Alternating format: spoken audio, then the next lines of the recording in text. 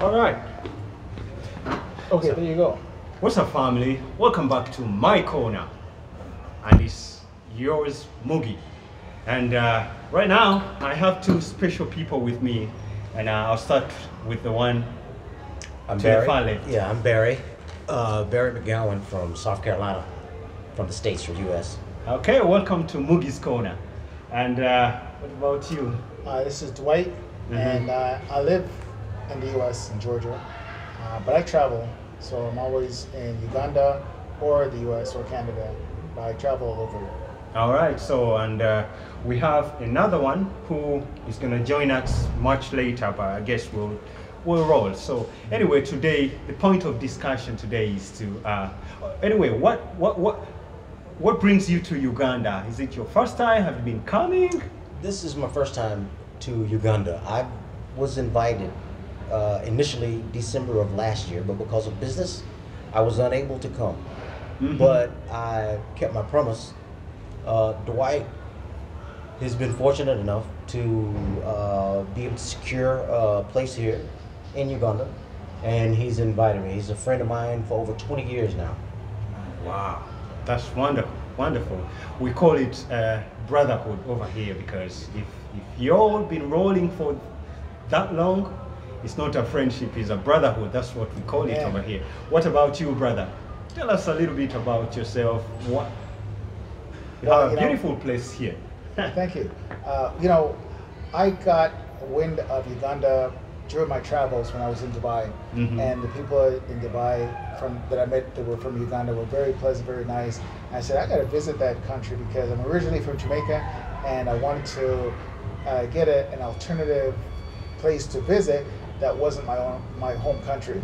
So when I got an opportunity to come to Dubai, come to Uganda, I took it upon myself to spend 2 weeks here. I was in Entebbe initially, and I liked it. I liked the fact that there were so many things accessible, easily accessible, like fruits and vegetables and services. I got my feet pedicure done for almost $3, $4. So I thought that was a good deal because normally in the U.S. it's $25 to $30 or so, and but that wasn't the only thing. Most of the thing was just I can get services that I needed. As you can see, I'm a dread, and getting that type of service in the U.S. is quite expensive, and getting it serviced here in Uganda is very affordable, and you can get it more frequently. And so it's just a different type of pampering that you get here, and it's a lot different than being in the U.S. So I'm spoiled coming here. So I love the environment. It's pleasant at nighttime. Food is available. People are pleasant. There's no harm. There's no threat. They have security all over. My place is secured, and it's just a matter of feeling at home. So this is my home now. Yeah, and obviously you've been coming and going. So what that tells me, you like the place. But anyway, so what about you, Mr. Bary? Have you been on the continent before? This is my first time on the continent. Of Africa. Of Africa, yes. Yes. I had intended to come, as I was saying earlier, in December. One of the families that owned a bottling company here had volunteered to sponsor me during that time. And as I said earlier, because of business, I was unable to come. But I think that it's a place that all African Americans should visit because there's such a misconception about the realities of life here in Africa. So remember now, that's our point of discussion today because there's been African Americans coming and going, but in this most recent last decade, we are seeing a number going up of African Americans coming to or wanting to come to Africa is increasing. So and then also that translates to the people who are coming to Africa. I mean, African Americans coming to Africa. So the numbers are going up. Absolutely. What do you attribute that to? I'll start with you, Dwight. The numbers going up is attributed to knowledge, exposure, and just word of mouth. getting out there. And I think that, you know, there's a great call from, I guess, Africa for the diaspora to come back to visit, whether it's in Ghana or Uganda or something, but there's a cry to come back home, you know, to see what Africa is about. Because things are getting really tough and expensive in America. Matter of fact, my rent here is for the year is equivalent for 1 month rent in America. And you're living in a beautiful apartment complex. Stress-free. So you all who want to see Dwight's apartment complex, you can go back and watch a video that I made. I mean, I visited this complex and I made a video about it. So it's very nice. It's a bamboo island. So you all can, you know, scroll back and watch that video on my channel. As for you, Mr. Bary, why do you think that before we didn't have the numbers as it is the case right now? Why did we have many African Americans visiting the continent in the past than it is right now? I think it's primarily because of the misconception that the media in the U.S. portrays, partly propaganda also. You know, here in Uganda, these are some of the nicest people I've ever met in my life. Now you're for real, man. Don't say this for the video because I am not making that up. It's not useful. I can attest to that. That's why I come back regularly. Some of the nicest people in the world. Of course, it's considered as the pearl of Africa. That's right. And I can see why. Here in Jinja, which is where we're located now, you can look over the balcony. There's the source of the Nile. We were in Kampala just yesterday. You know, it's the capital. It's beautiful. It's hustling, and the industry is growing. Whether you're looking for nightlife, whether you're looking for whatever it is, it's here in Uganda. And until you visit, you won't understand until you actually come yourself. There's no police harassment. When I see the police, they're always passing by on their way to somewhere else, which is totally different in the U.S. You can walk the streets at night. I went out last night. I didn't, by myself. No one is bothering you. One of the first times, no one is bothering you. I felt no insecurity whatsoever. I felt no threat. If anybody is bothering you on the streets, it's usually to, you know, just to say hi or hello. That's not really bothering. And talking about, on that matter, the disinformation and misinformation, okay, if I'm using the correct words, or the propaganda, is that Africa is you should expect disease, suffering, hunger, conflict, wars, terrorism, you know, all these things that should keep you away from coming. You know what I'm saying? Dwight, talk to me about that. Well, you know, what country doesn't have disease in some form? And what country doesn't have conflict of some form? What country doesn't have poverty? Yeah. You think that in America that everyone is living in big mansions and homes? No. There are people that are living under bridges. There are people that are begging on the streets. There are people that are sleeping on the streets. Even in Georgia, I know. So those things aren't the reason why we come here. We don't come to witness that. We come because we can afford to come, and we can have a good experience, and we can make a difference in other people's lives at times. But we're not here to save the world. I'm not here to save the world. But at times I can make an impact on some individual who just needs a helping hand up. Yeah, man. So I understand there is an influx of African Americans wanting to come back to the continent, and whether be it they feel it within them to connect to the continent, or others are, from what I understand and what I see, they're tired of the oppression that they are facing in the West, quote unquote. Others, they're escaping all these, you know, discomfort. You know what I'm saying? But you know, talk to me about that a little bit, what you understand, well, and kind of see the contrast between what is over there and what is actually here on the ground. I'd like to touch on housing first. In the U.S., there is a shortage of low-income housing. I've had two conversations this week about purchasing property. The cost for an acre of land is unbelievably affordable at this point. Now that will change. That will change as more expats come to this continent. But now is the best time to come. Now is the best time to visit. It's not only the property. I'm in the gardening. Here, the farm animals, the cows, I would like to have 100 head or 1,000 head of cow at some point. And it's possible. It's possible here. Right now, a cow may cost $800, $900 for one. Even less? Or even less. And land is, I'm going to say this again, land ownership, once you have that land title, you don't have to be concerned about the county or the state coming back to repossess it because of taxes. Once you purchase that house, once you purchase that land, it belongs to you.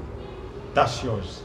And talk to me about the potential that you have seen in Uganda in terms of business, Dwight. Well, we come from a technical background, and the country is more agricultural. So from a technical point of view, there's lots of room to grow in the field that we understand. Sure, there's agriculture too, but we look at it as we have a lot of background from the West that we can bring to Africa and help it to grow, even for the youth. We can provide opportunity for the youth.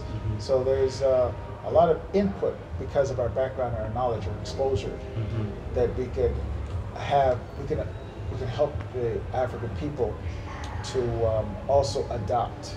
Like for instance, when it comes to safety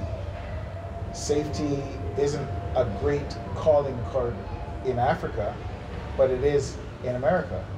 So if we can help them to be more conscientious about safety when it comes to work or anything, then that would help to improve the quality of life. So that's what, however we can give it, but we're not just here just to have a good time just for ourselves, but we're also watching out for a fellow man. I think basically what he's saying is that your skills from the U.S. can be leveraged here in this industry also. And that is very much needed because there is, as you say, there is a lot of potential in agriculture. Uganda being from a background of agriculture, we have a lot of agriculture going on. But also industry, manufacturing. There is a gap, So we need all that. So, what I always tell the people is, I feel it's important for us to reconnect with our brothers and sisters. Recently I was watching a video, and there is this lady who said, the African diaspora is a sleeping giant. Okay, and my understanding of this statement, and I think to put some context to it, is that there is a lot of potential in terms of capital, skills, and mention it, and which we can learn from you when you come and help, grow the continent. You know what I'm saying? Absolutely. But coming to Africa also comes with its problems. All right. Now, you who has been coming and going for how many years now, Dwight? This is about fourth year. Fourth year. Now, talk to us a little bit, because we can't just touch on the good things and not the not so good things. So what should anybody watching, talk to us what they should expect? Well, I'll say that don't think that this coming to Africa is translating your experience from America to Africa in terms of, let's say, the law. So what I'm saying is that don't expect the law to be the same. Don't expect your experience with freedom of speech to be the same. Just be careful. Don't expect that you have a right to information. You don't have a right to know exactly what's going on in as a whole for the country, because there's certain security protocols that are in place because of just the way the system is compared to the U.S. So you just have to, don't think that this is another U.S. It's not a U.S. Mm-hmm. We have democracy in the U.S. They have a slight type of democracy here, but don't think it's the same kind. So just be careful. Don't think you have a right for anything. And what about the systems that don't function exactly how Yeah, for instance, in the they should expect?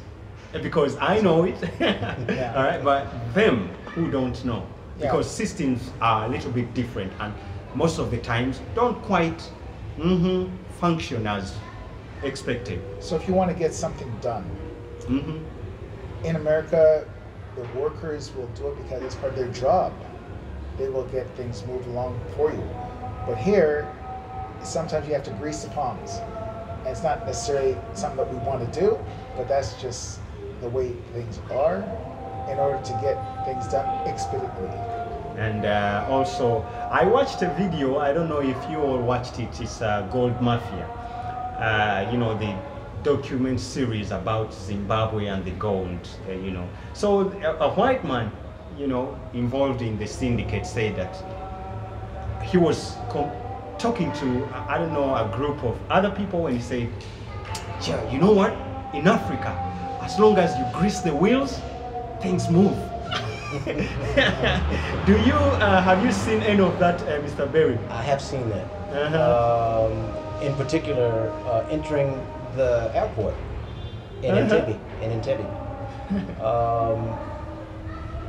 One of the bags had a car park, and of course we went through customs, and I was on my way out of the airport. My bag had been scanned, and I was walking you know, to the exit, and one of the officials there, I don't know if he worked for the airport, if he worked for the security for the airport, but he pulled me to the side and asked to look into the bag. I opened the suitcase, and of course it had a shock absorber for a truck, and he politely asked me if I wanted to pay a tariff on the auto part, or if I wanted to pay a couple of dollars to grease the wheels. To grease the wheels.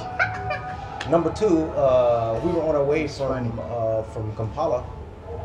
Oh, actually on our way to Kampala from Jinja, and there was a checkpoint, just a basic checkpoint, you know, to make sure that you know, that the vehicles are being operated by licensed drivers. And as the driver exited the van that was transporting us to Kampala, right before I saw him pull the license out of his pocket, but right after he pulled the license out of his pocket, he also took a little bit of money out. Oh yeah, took a little bit of money out. So when he walked back to the highway official, I noticed that, you know, he greased the greased wheels? the palm, greased the head, greased the wheel. What did you say? You know, Yeah. palm. Grease the palm. Ah, okay. So anyway, you know, I understand a lot of brothers and sisters are considering repatriating to the continent, but it also comes with its own challenges, immigration issues, you know, residence, it's difficult, you know. Have you, I don't know what your status is, but you know, I don't know if you have anything to say regarding that. All I can say is that just be in compliant, because as nice as the people are in Uganda, and things are more relaxed and things, but they still stick to the rules when it comes to immigration. So yeah, don't play around with that, because you will get fined and you'll get deported. You don't want to have a bad experience. So best to stay compliant. All right, so I guess listen, man, I need especially Bary. Give me your rating of Uganda, like on your, you know, your impression, and if you would move here, if, you know, you had that opportunity settling here? I've been here 10 days. Mm-hmm. In the 10 days, I've already had the desire to purchase property, Wow. purchase livestock. Wow.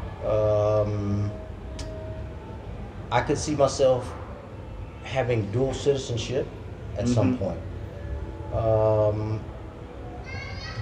The people are beautiful, the women are beautiful. Oh my goodness. Look in the camera, straight in the camera and tell them the now. women are beautiful. Uh-huh. And they're traditional, and it's refreshing. Number one. Number two, there's a freedom of religion.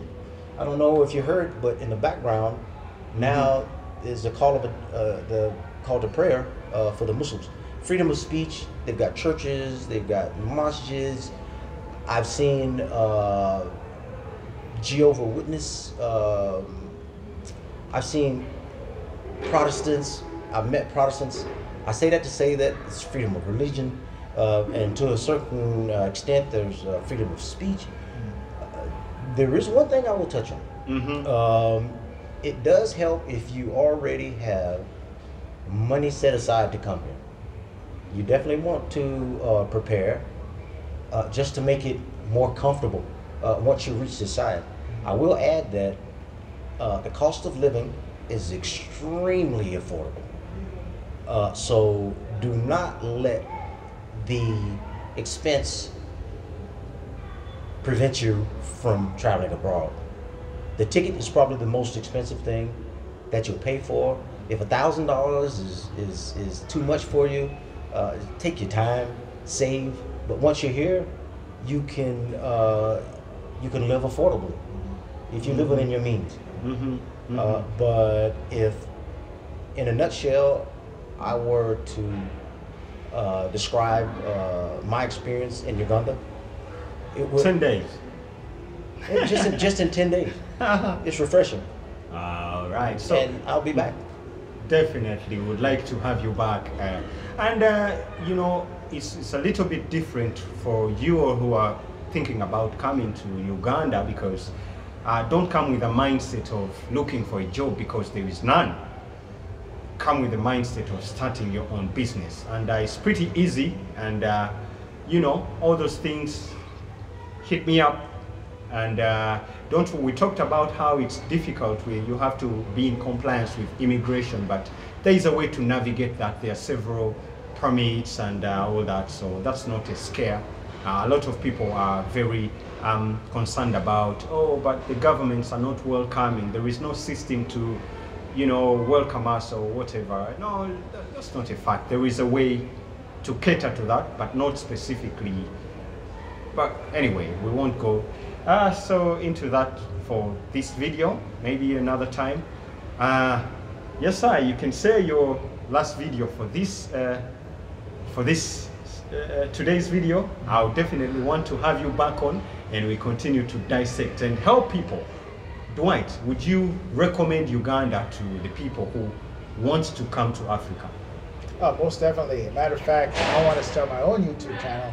So be looking out for me to give my 2 cents worth as to my experiences in Uganda and abroad. Yeah, because yeah, so definitely would give you a recommendation to come to Uganda just for the experience, and just so that you're not skewed by the propaganda that's on the outside. All right.